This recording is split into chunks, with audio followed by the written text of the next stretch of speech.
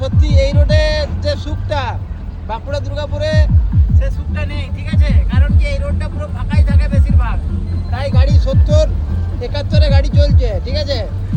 আর এই রোডে গাড়ি চালানো মানে একদম রকেট। তো চলো আজকে ভাইকে নিয়ে যাচ্ছি সঙ্গে, দেখা হচ্ছে তোমাদের সাথে পরে ভিডিওতে। টাটা।